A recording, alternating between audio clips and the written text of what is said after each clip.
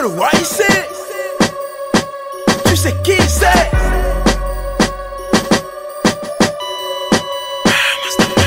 Écoutez, ferme ta gueule. Voilà, il se présente. Bamos, comment tu vas? Ouais, ça va super bien. Et toi, Toup? Easy, je suis content de te recevoir ici. Moi aussi, ça fait plaisir. Et il n'est pas venu seul, merci. Il n'est pas venu seul, il est venu avec un soldat, lui, il s'appelle Caspi, on dit quoi? Ça va mon vieux, ça va, tranquille. Easy, je suis content de vous recevoir. Écoute, on va commencer comme ça. Bamos, il faut que tu te présentes à l'état civil, il faut que tu nous dises un peu qu'est-ce que tu fais dans le rap ivoirien, quelles sont tes motivations, comment ça se fait que tu es entré dans le game et tout, voilà. Donc voilà, l'état civil, c'est Vami Touré. En blanc, c'est Bamos, ça vient de YC. Dope Squad représente toujours. Je suis un rappeur ivoirien de 23 ans. Je suis entré dans le rap à partir de 2007-2008, voilà. Tu avais quel âge en 2007-2008? 2007-2008, j'étais dans les, on va dire, 15 ans, 14 ans. D'accord, je trouve que, moi je connais ta musique, j'ai écouté certains trucs, je t'ai vu sur scène aussi il y a déjà une semaine. Il y a 2 semaines, pardon, et je trouve que c'est vraiment, c'est mature comme musique. Comment tu peux te définir en tant que... Enfin, comment tu expliques ça, qu'à 23 ans, tu as des textes aussi poussés et puis des techniques aussi, je vais dire, pointues? Je pense que tout ça s'explique par le fait que j'ai la base, tu vois, un peu les fondamentaux. Parce que avant de rapper d'abord, je cherchais à comprendre ce que c'est que le mouvement hip-hop. D'accord. Avant d'abord de me mettre au rap, tu vois. J'ai appris que le hip-hop, c'est toute une culture, c'est un univers, c'est un langage, c'est un code vestimentaire et tout, tu vois.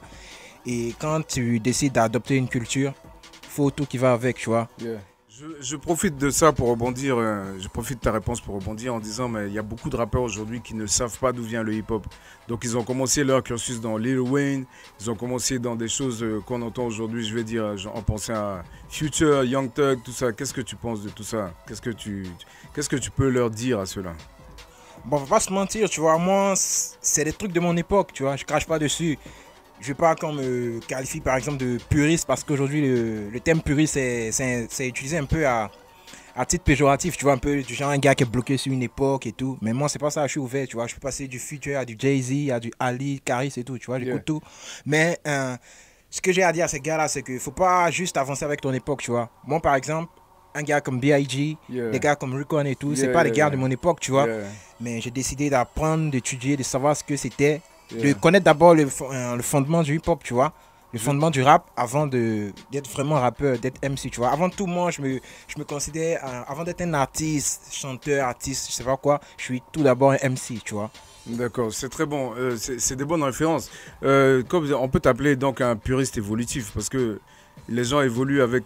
C'est vrai que tu es puriste, tu as les bases, mais tu évolues avec le temps, il faut évoluer avec le temps, sans pour autant se travestir, je veux dire. C'est important, oui, pour moi c'est important, tu vois. Moi, je suis d'abord là pour que les gens sachent qu'il y a un mouvement hip-hop encore, tu vois. D'accord. Parce que ça fait vraiment mal au cœur quand tu entends un gars qui vient de Paname ou un gars qui vient de, je sais pas, de Bamako, il te demande à Abidjan, mais à Abidjan, tu parles avec eux, il te demande, à Abidjan, il y a des rappeurs, ah bon, ça existe? Tu vois, où ils connaissent que 2-3 rappeurs comme référence, tu vois. Le gars, quand tu lui demandes, tu connais quel rappeur d'Abidjan, il va te parler des gars d'avant, tu vois. Oui. Ça fait vraiment mal. Qui, par exemple, t'as pas envie de citer de nom?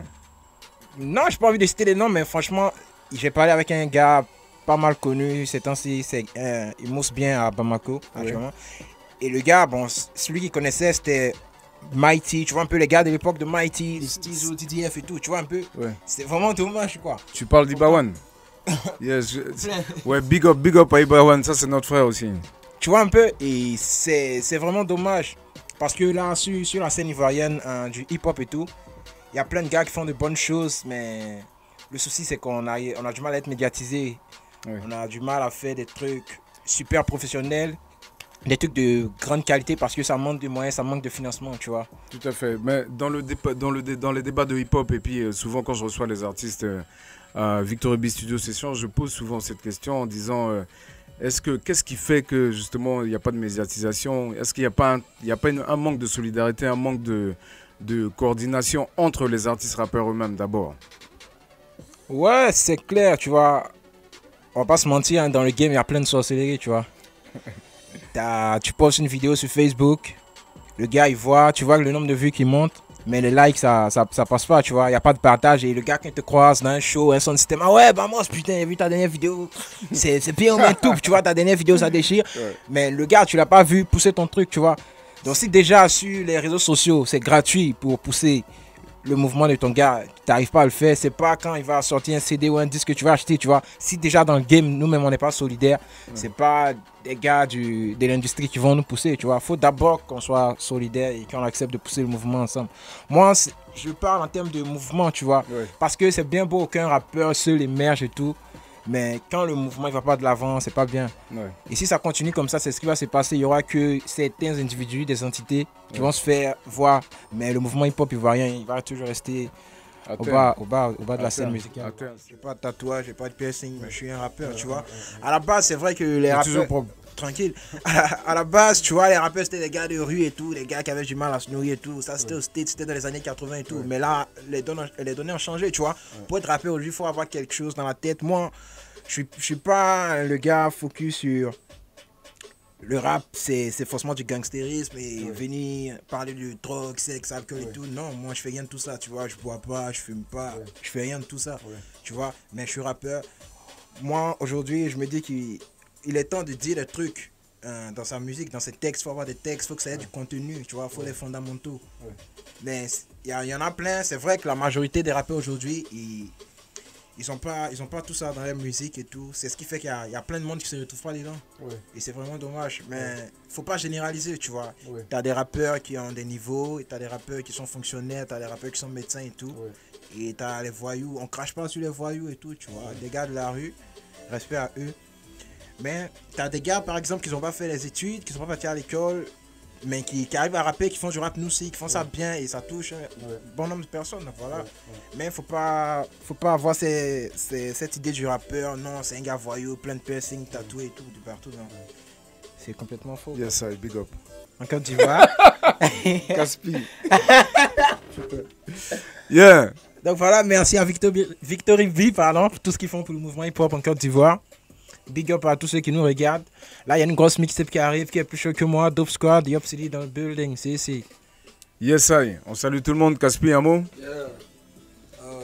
Moi, je suis en Jaïe, hein, c'est bien de soutenir le mouvement. Très bientôt, Dope Squad, qui est plus chaud que moi. Soyez connectés, restez à l'écoute, ça sera chaud, les gars. Ease up. On salue tout le monde. On salue tous ceux qui nous regardent. C'était Victory B Studio Session. Je salue mes gars du côté de YC, Yopougon, Nyangan Sud. Big up à DJ Rasta, big up à Nuka, ease up. Ça vient de YC, c'est le remix. Dope Squad dans le building, Lego. Je le remix avec les potos solidaires. Sur les follow, j'en ai solidaire sur le projet solo. J'ai mis au coin, t'as tapé poto, toi et moi. Y'a pas photo sur Instagram, t'as bitch me follow. Bimbo, t'as touché le gros lot, bingo. J'ai l'argent du rap game, fuck le loto. Les vérités dans